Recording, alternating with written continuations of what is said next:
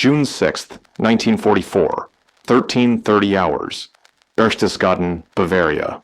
High in the shadow of the Alps, clouds drifted across the jagged peaks like slow smoke from a dying fire. Inside the map room of the Berghof, Adolf Hitler's private retreat, the air was still, until a single telephone rang.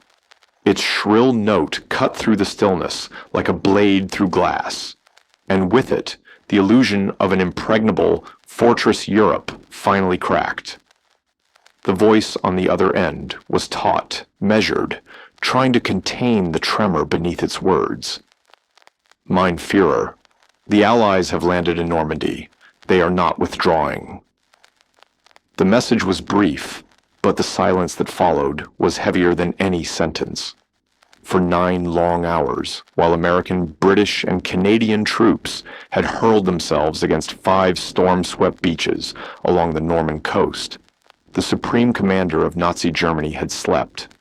His generals had watched reports pile up like sealed verdicts, each dispatch another step closer to catastrophe, but none dared wake him. The standing order was clear: never disturb the Führer, and so they waited, terrified of his wrath, bound by their own obedience. When Hitler finally emerged around 1300 hours, demanding his customary late breakfast, the world had already shifted beneath his feet. What he faced was not simply a military setback. It was a collapse of vision, a failure of command, and a reckoning with reality itself. The invasion that morning had torn open the myth of invincibility that Nazi propaganda had built for years. The response of the German High Command revealed everything that was wrong inside the machine. The contradictions, the fear, the divided loyalties. What followed in those first confused hours after D-Day was less a battle than an unraveling, one that would turn the largest amphibious operation in human history into an unstoppable avalanche, sweeping toward Berlin in less than a year. For 3 years, the German Atlantic Wall had been the pride of the Reich. 15,000 fortifications, 6.5 million mines, and 500,000 obstacles stretching from Norway's icy fjords to the Spanish frontier. It was, as propaganda minister Joseph Goebbels had declared, an unbreakable chain of steel and concrete.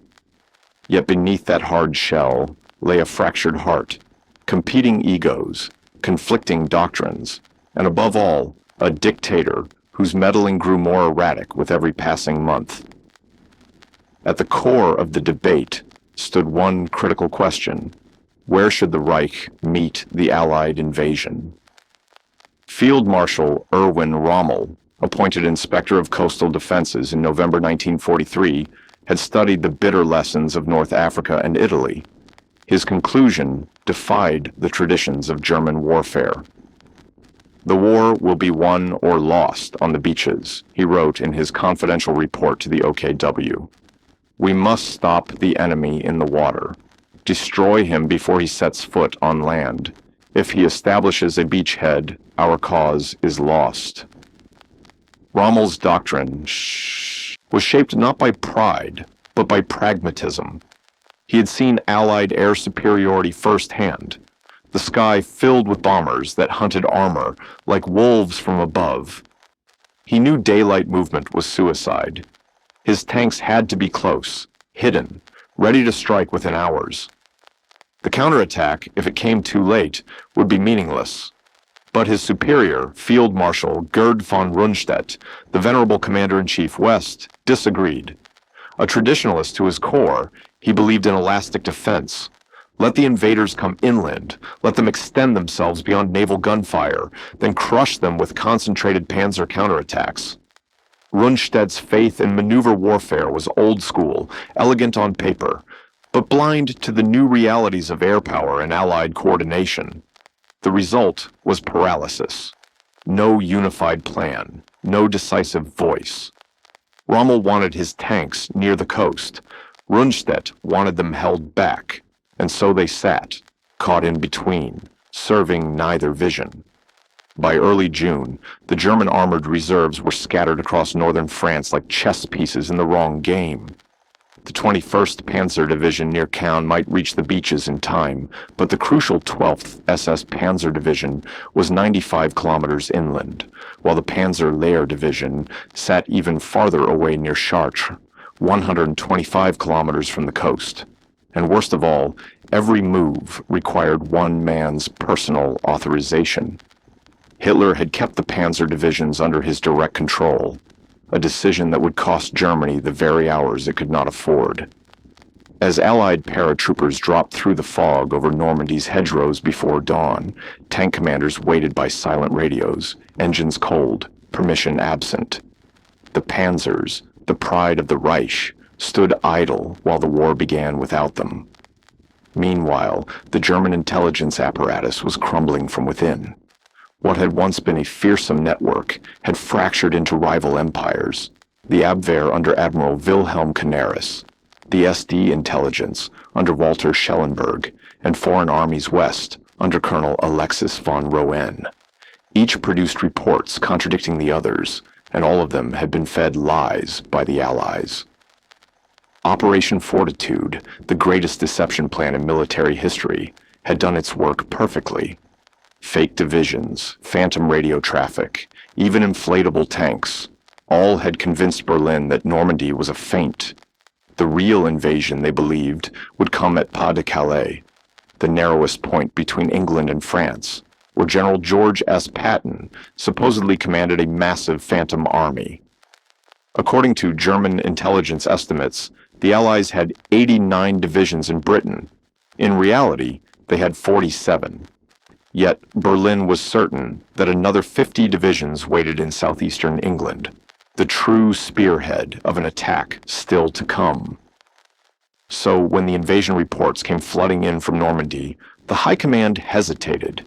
To them, this couldn't be the real thing. The storm on the beaches was just a distraction. That delusion froze their mightiest formation, the 15th Army, in place. 19 divisions, the most powerful force in Western Europe, remained immobilized around Calais throughout June 6th, staring toward a horizon that would never erupt. The irony was cruel. The same weather that had convinced Hitler the Allies wouldn't dare attack had become their greatest ally.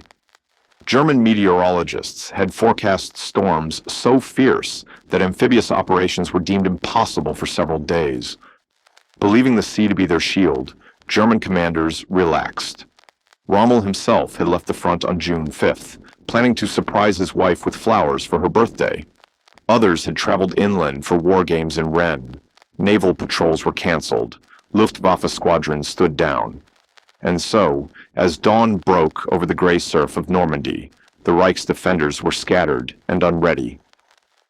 At 06, as American troops waded ashore at Omaha Beach under a curtain of fire and steel, the German command structure lay asleep, paralyzed by orders, divided by doctrine, and blind to the storm that had already begun.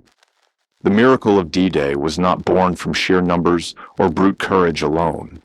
It was the triumph of preparation, of engineering, intelligence, and coordination that the German war machine could no longer match. It was the silent weight of years of planning that turned the tide that morning. For the Allies, June 6th was not an improvisation. It was the culmination of lessons bought with blood. Its roots stretched back to the failure at Dieppe, August 19, 1942, a day of tragedy that had cost the Canadians over 3,600 casualties in just 9 hours. That brutal lesson had carved itself into Allied doctrine. Dieppe had proven that direct assaults on fortified ports were suicide, that naval firepower alone could not break concrete, that armor had to come with the first wave, not behind it. The response was genius born of necessity.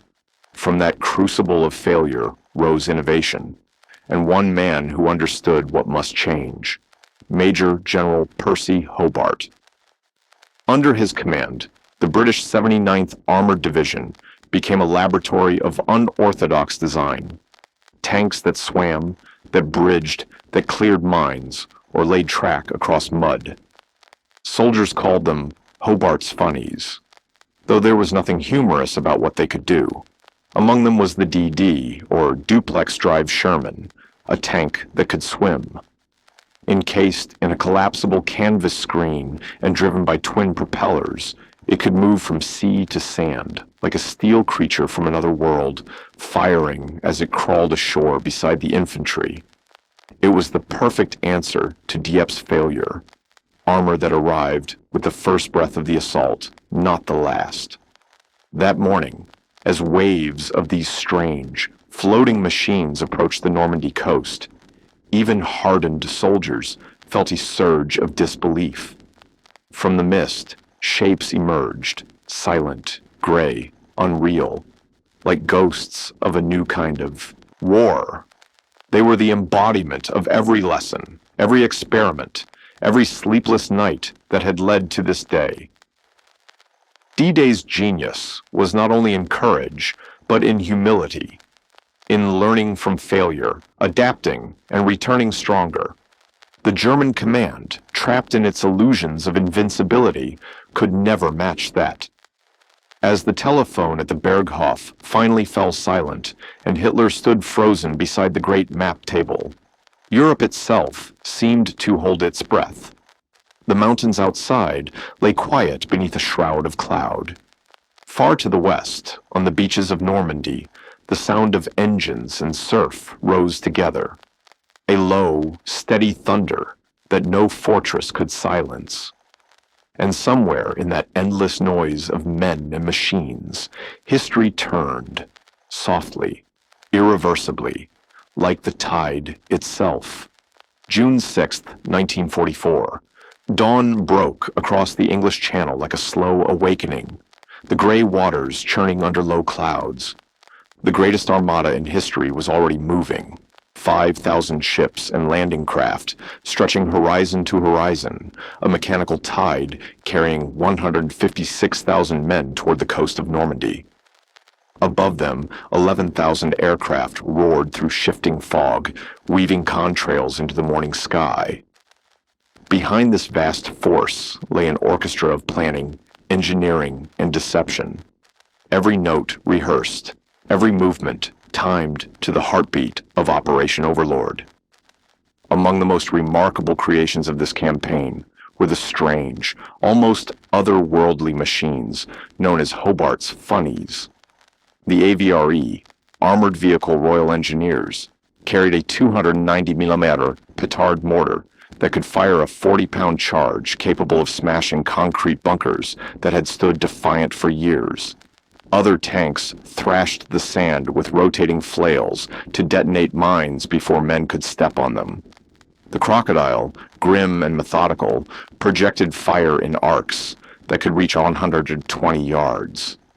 They were the mechanical extensions of human ingenuity, the culmination of failure studied, of necessity turned into invention. Behind each bolt and gear lay the steady hands of workers who had never seen a battlefield but built the tools that would decide one. The logistics behind D-Day were as monumental as its courage. Allied planners had calculated every ton, every gallon, every man. 156,000 troops in a single day, each supported by an industrial miracle of coordination. Since no port in France could be captured intact, engineers devised something audacious. 2 entire artificial harbors, the Mulberries, each as large as the port of Dover. These would not be built. They would be towed across the channel and assembled under fire off the Norman coast. Each Mulberry demanded over 600,000 tons of steel and concrete.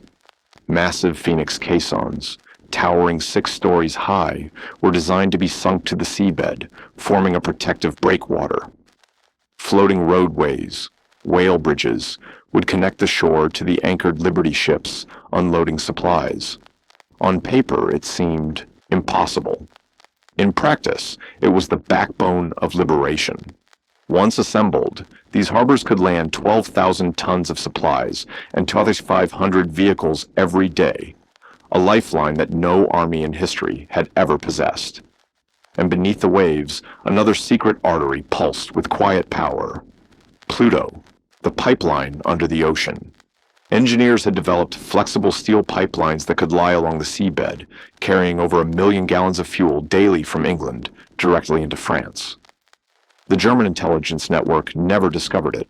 Without a single captured port, this hidden flow of fuel would sustain every tank, every truck, every advance, the invisible bloodstream of the Allied campaign. But even the greatest machines need silence and illusion to protect them. The deception that shielded Overlord was perhaps its most delicate machinery of all. Operation Bodyguard, the grand umbrella plan, turned deception into an art form. Through the double-cross system, British intelligence had flipped every German spy in the United Kingdom into a double agent. These men and women, guided carefully by handlers in London, fed Berlin a steady diet of lies that tasted like truth. The most brilliant of them was Agent Garbo, a Spanish national named Juan Pujol Garcia. To German intelligence, he was their most trusted asset in Britain. In reality, his entire network of sub-agents was fictional, a web of phantom soldiers, dock workers, and officers who existed only in his reports. For months, Garbo's fabricated observations confirmed exactly what the German High Command wanted to believe, that the invasion would strike not at Normandy, but at Pas-de-Calais. In the days leading up to D-Day, Garbo's messages grew more urgent. He reported troop movements, equipment transfers, high-level conferences, all invented with meticulous precision. On June 5th, just hours before the invasion, he transmitted a warning of imminent Allied operations. But the timing had been carefully arranged. The message would arrive after the German intelligence staff had left for the night. His credibility remained intact, his warning useless. Meanwhile, the illusion of a phantom army took on physical form. In southeastern England, dummy landing craft made of canvas and scaffolding filled entire harbors. Inflatable tanks and artillery pieces gleamed under camouflage nets. Radio operators broadcast endless streams of false orders, their signals bouncing through the ether to waiting German ears. Even Luftwaffe reconnaissance flights, when they finally pierced the clouds, saw exactly what Allied planners wanted them to see: a colossal invasion force massing opposite Calais.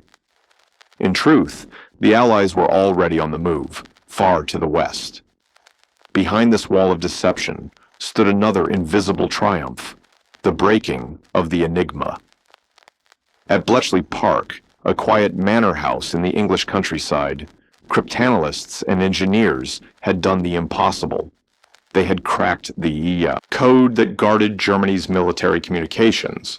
Through the secret flow of ultra-intelligence, Allied commanders could read orders, troop movements, and reinforcements almost in real time. They could see what their enemies believed and, most importantly, what they didn't believe. Ultra confirmed that the deception was working. The German High Command remained utterly convinced that Normandy was a diversion. Air superiority, the silent shield of the invasion, was not an accident of weather or luck.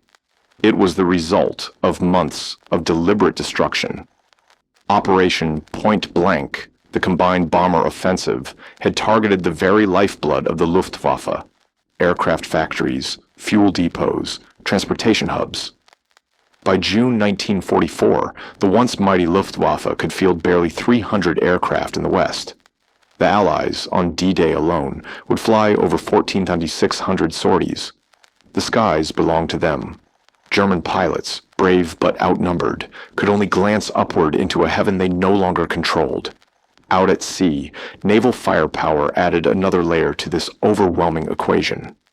The invasion fleet carried 7 battleships, 2 monitors, 23 cruisers, and a swarm of destroyers, each armed with advanced fire control systems refined during Mediterranean campaigns. These ships could direct their guns with surgical precision, their shells arcing inland up to 20 miles from shore. Coordinated through radio with ground forces, they provided fire support that moved with the battle itself. On the beaches, forward air controllers and naval gunfire liaison teams worked side by side, calling in airstrikes and bombardments within minutes. For the first time in history, sea, air, and land operated as one, a living organism of steel and signal, adapting to every shift of the battlefield. This was coordination the Wehrmacht, bound by rigid hierarchy and fragmented intelligence, could never achieve. While the Allies executed a symphony of precision, the German response was a discordant chaos. The first coherent reports to reach higher command came not through structured channels, but through desperate field transmissions. Around 0200 hours, Lieutenant Colonel Friedrich August Freiherr von der Heydt of the 6th Fallschirmjäger Regiment radioed from near Sainte-Marie-de-Mont. Massive parachute drops, entire sector, at least battalion strength. Request immediate reinforcements. An hour later, at 0300, headquarters of the 716th Infantry Division confirmed landings across multiple zones. Communications were breaking down. Bombing was intense. General Friedrich Dollmann of the 7th Army received the reports, but found his hands tied. Hitler's standing orders required explicit authorization before moving armored reserves. Without it, Dollmann could only send messages upward into the void. Between 0400 and 0630, the critical window, the paralysis deepened. As dawn revealed an armada larger than imagination, German commanders with panzer divisions, within striking distance of the coast, could only watch, listen, and wait. Major General Edgar Feuchtinger, commanding the 21st Panzer Division just 15 kilometers from Sword Beach, received reports of British glider landings near his command post around 0230. His tanks were fueled, his crews ready. Had he been allowed to move, his forces might have reached the beaches before the British fully secured them. Instead, he was ordered to stand by.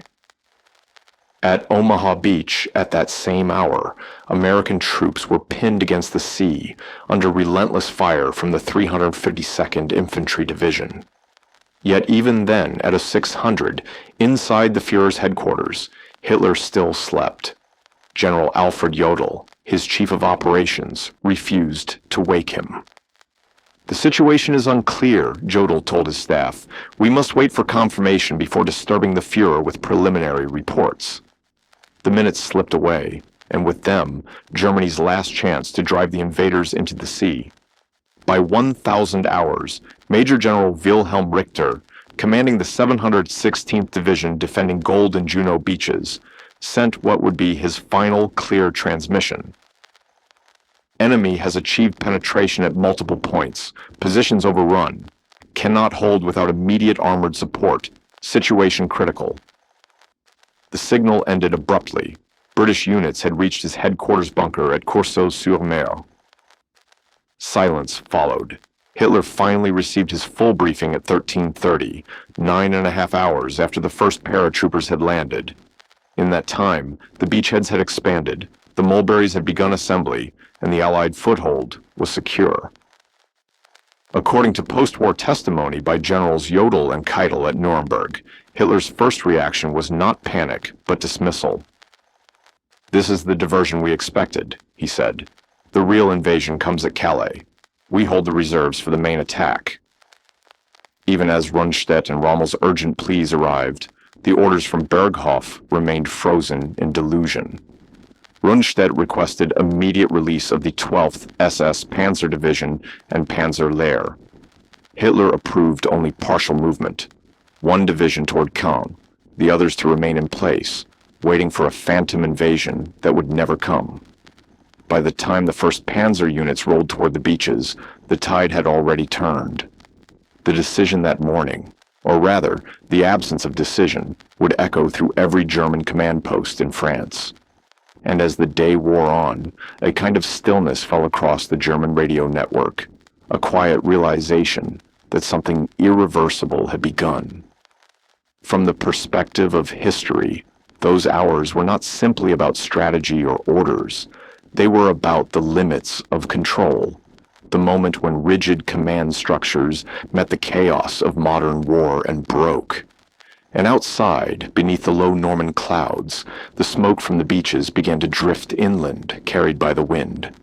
A slow, gray ribbon twisting over fields and villages, marking the line between illusion and reality. As the clock passed 1500 hours, a single decision sealed the fate of the day. The 21st Panzer Division, finally granted permission to attack, rolled forward through the hedgerows toward the British bridgehead. But every mile they advanced was met with thunder from the sea. Allied battleships, their decks lined with fire, unleashed a rain of steel so precise that it seemed to have eyes of its own.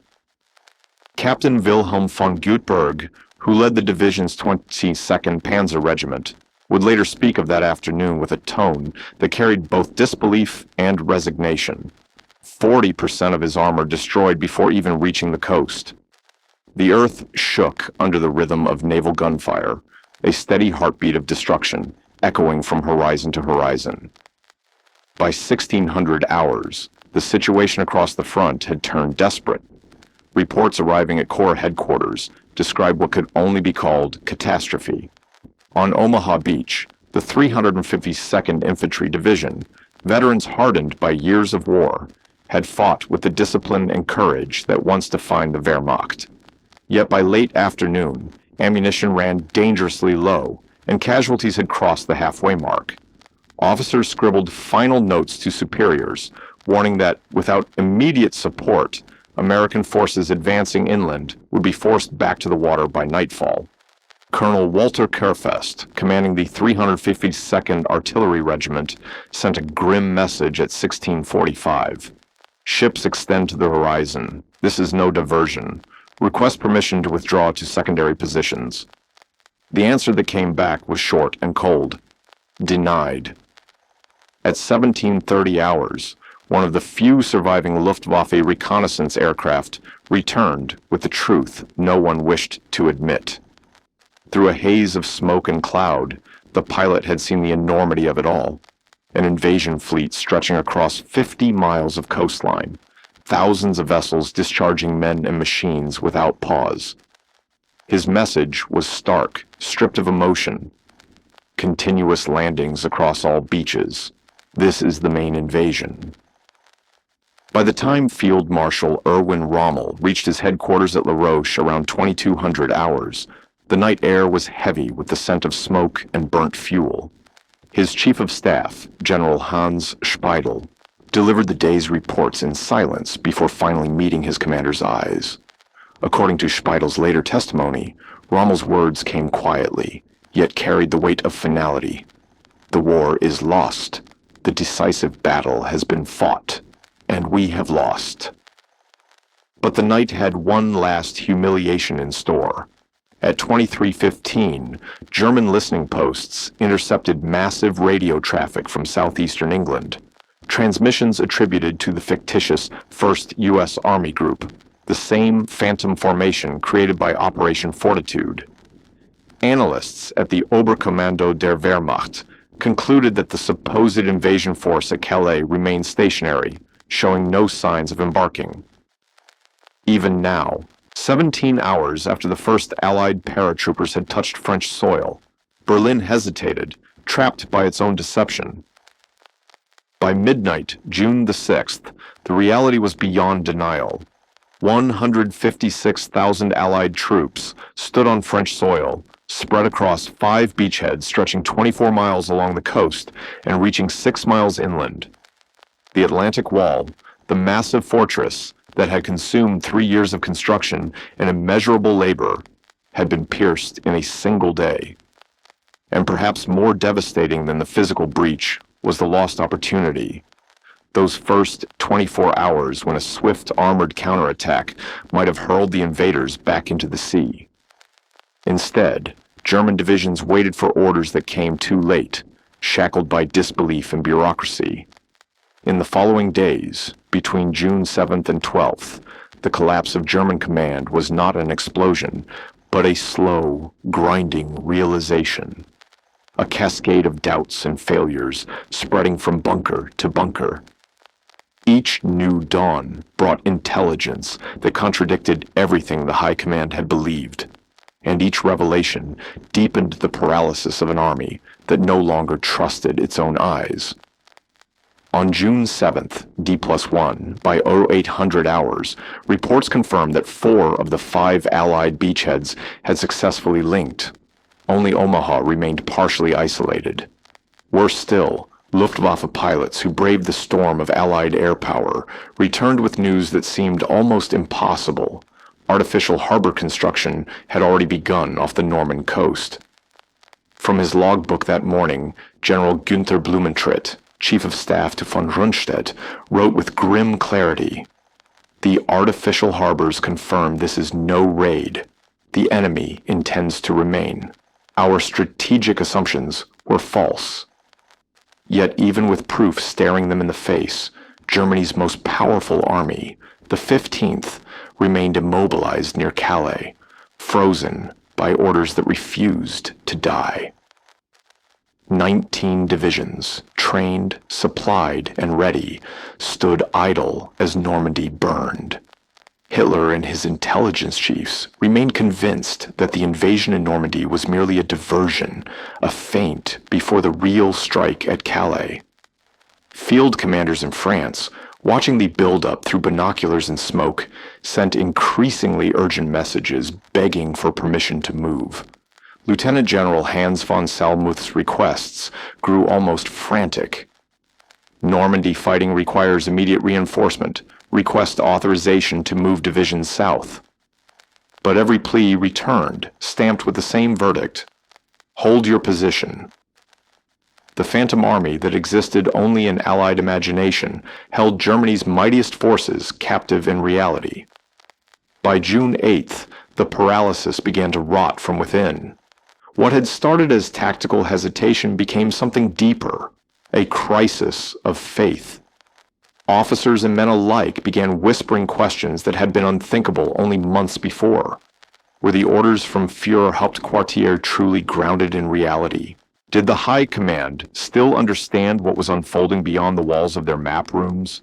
Colonel General Friedrich Dollmann, who commanded the 7th Army, broke under the strain. Medical officers called it nervous exhaustion, but those who knew him said his spirit had simply collapsed. His chief of staff quietly took command as Dollmann remained in his quarters, staring at nothing. The statistics that followed struck like the rhythmic hammer of inevitability. By June 10th, Allied forces had landed over 326,000 men, 54,000 vehicles, and 104,000 tons of supplies, an industrial tide that could no longer be turned back. German reinforcements trying to reach Normandy moved as if through a maze of destruction. The 2nd SS Panzer Division Das Reich, ordered north from southern France, needed 17 days to cover 450 miles, a journey that should have taken 3. Allied aircraft owned the skies. Every daylight road became a trap. SS Brigade Führer Heinz Lammerding reported losing 1,500 men and 130 vehicles before even reaching the front. The railway campaign revealed just how deeply the Allies had thought ahead. Systematic bombings had destroyed 76 of the 80 bridges crossing the Seine. Trains from Germany were forced into endless detours, creeping along secondary lines by night, their engines whispering through the dark, while French resistance fighters harassed every column. The 275th Infantry Division, moving from Brittany, required 12 days to cover a mere 150 miles. Radio intercepts painted a picture not just of tactical defeat, but of human weariness. On June 11th, Allied signals units recorded a message from a regimental commander to his division headquarters. "My men ask why the Luftwaffe does not come, why our panzers do not arrive. I have no answer they will believe. Morale is critical." That short message, stripped of code and ceremony, marked something Germany had not known before: doubt within the ranks. The command structure reached its breaking point the next day, June 12th. Field Marshals Rommel and von Rundstedt, both veterans and patriots in their own right, requested an audience with Hitler himself to argue for strategic withdrawal from Normandy to a more defensible line. They arrived at the Führer's headquarters, Berghof, prepared to speak with brutal honesty about what they had witnessed. But Hitler, wary of unified opposition, refused to see them together. He met each separately, isolating them as he always had. When Rommel entered the room, his face still marked by fatigue and sun from the front, he laid out the situation as plainly as a soldier could: overwhelming Allied air superiority, insufficient reinforcements, collapsing morale, and an enemy that grew stronger by the hour. Hitler listened, silent at first, before responding with calm detachment. "You must hold every meter," he said. "No withdrawal. New weapons will turn the tide." His voice, according to Rommel's chief of staff, was steady but distant, as though reciting from another world. When Rommel pressed for specifics, Hitler spoke vaguely of jets and rockets, the miracle weapons that would soon devastate Allied forces. Rommel left that meeting with a quiet look of finality, knowing that reason had no place left in this war. Von Rundstedt's audience fared no better. When he suggested shortening the front to create mobile reserves, Hitler accused him of defeatism. The field marshal, old and weary, stood in silence as Hitler declared, "The Atlantic Wall must be held. Any commander who speaks of withdrawal is dismissed." The words fell like iron bars closing a cage. Out in the fields of Normandy, German soldiers could see with their own eyes what their leaders refused to admit: the overwhelming material power arrayed against them. Allied ships lined the horizon like a steel forest. The sky above was never still. Bombers came and went like clockwork, engines humming with the cold precision of industry. For many, it no longer felt like a battle, but like watching a tide that refused to turn. And as dusk fell on June 12th, the western horizon glowed faintly red, not from sunset, but from the reflection of distant fires, whispering through the wind like the slow breath of something enormous awakening. Captured documents and the quiet words of prisoners told a story darker than any communique could admit. Men of the Wehrmacht, veterans who had endured the frozen hell of the Eastern Front, now compared Normandy to those same nights of hopelessness and smoke. One intercepted letter, written by a weary officer of the 356th Infantry Division, carried a tone somewhere between pride and despair. "We fight well, but it means nothing. For every shell we fire, they fire 50. For every plane we see, they have hundreds." The words, scrawled in haste, seemed less a complaint than a confession, the acknowledgement of a soldier who had finally glimpsed the scale of a war decided not by courage, but by industry itself. "This is not war," he wrote. "This is extermination by industrial production." It was a sentence that echoed through the intelligence offices of the Allied command, stark, simple, and utterly true. By June 12th, German casualties in Normandy had already exceeded 26,000 men, lost to wounds, capture, or the cold arithmetic of attrition. Allied losses were twice that number, yet their lines never wavered. Every night, new ships appeared like shadows on the horizon, bringing fresh troops, ammunition, and fuel. The Germans received little more than orders to hold. More than men were being lost.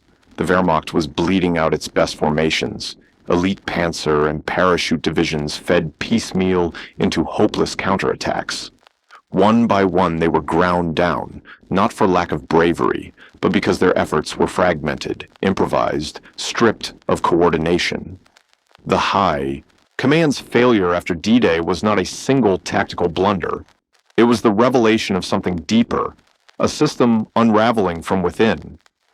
In those critical first 6 days, from June 6th to June 12th, the German command structure revealed the contradictions that would haunt it until the very end.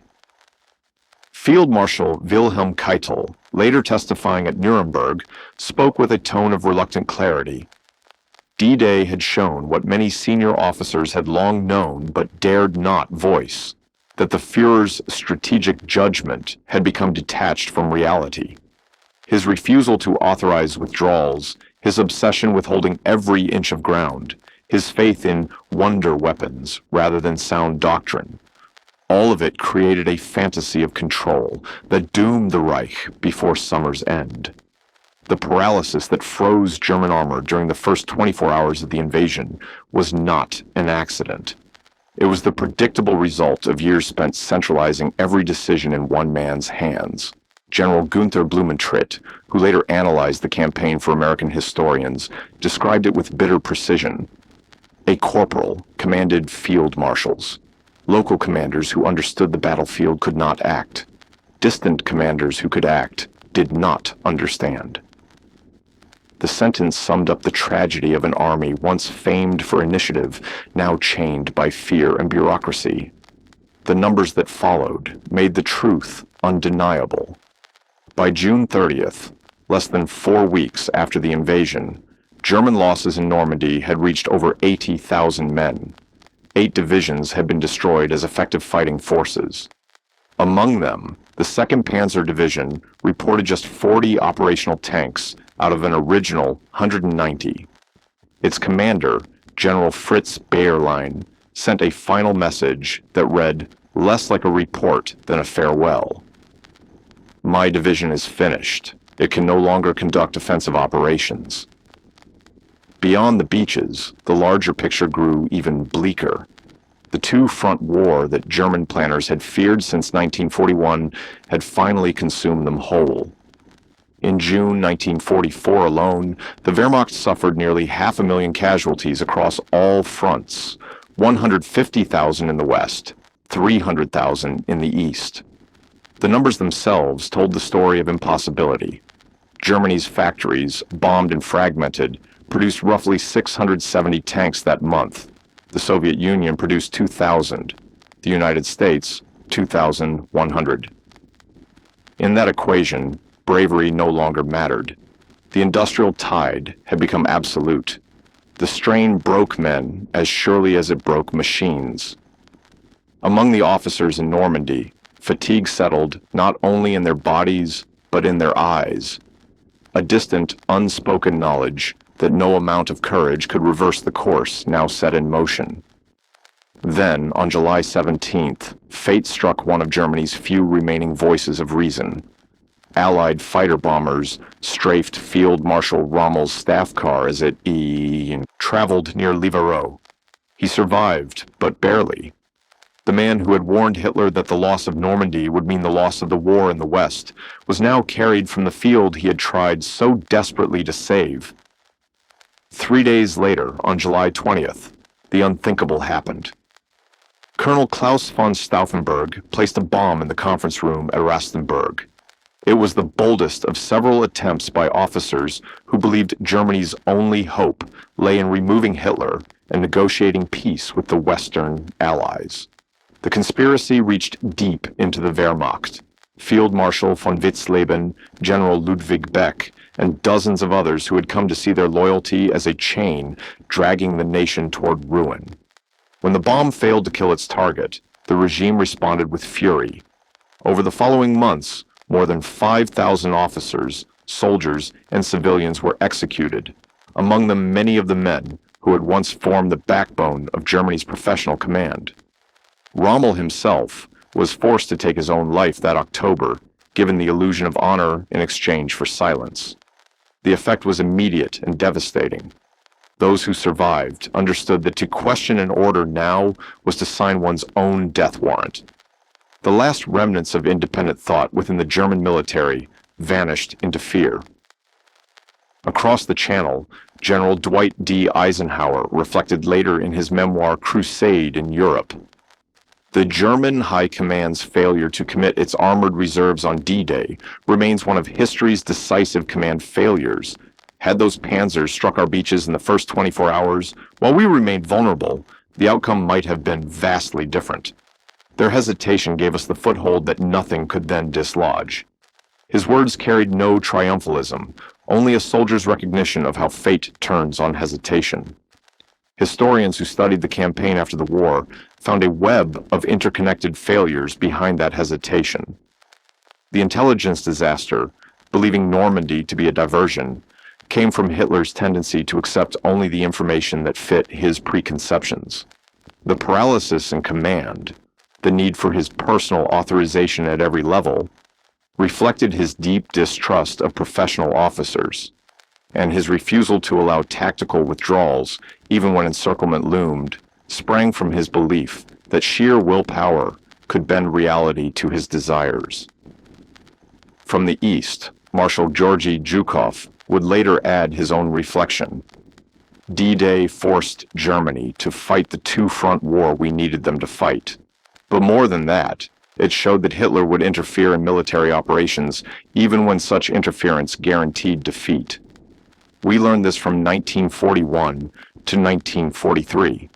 The Western Allies learned it in 1944. Hitler's greatest gift to us was his refusal to let competent commanders command. His words, spoken without malice, carried the detached weight of someone who had seen too many empires bleed, themselves dry through pride. By September 1944, the assessment from Supreme Headquarters Allied Expeditionary Force was complete.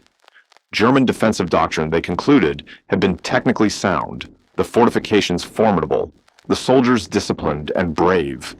But these strengths had been hollowed out by dysfunction at the top. German intelligence was catastrophically flawed. Its strategic leadership had drifted into illusion. Its chain of command no longer transmitted knowledge, only obedience. In the end, it was not Allied courage or even superior tactics that decided the Battle of Normandy. It was Germany's failure to adapt, to think, to listen. The final accounting revealed the scale of the disaster. By the 1st of September, when Allied forces liberated Paris and pressed against the German frontier, Wehrmacht losses in the West exceeded 500,000 men. 28 divisions had ceased to exist as fighting formations. Germany had lost France, its Atlantic Wall, and, most critically, the strategic initiative that had once defined its art of war. From that moment forward, the Reich fought a retreat measured not in miles, but in months, until surrender became the only path left. The beaches of Normandy, once a symbol of fortress Europe, now stood as a quiet memorial to a larger truth of the modern age. Victory no longer belonged solely to courage or fortification. It belonged to those who could unite industry with strategy, logistics with leadership, intellect with humility. In the end, the Reich failed on every measure, not for lack of valor, but because it mistook obedience for wisdom. And so, beneath the soft wind that still rolls across those French shores, one can almost hear the distant echo of that first morning, the low thunder of engines, the muted rhythm of waves against steel, and the quiet hum of a world that had already chosen its future.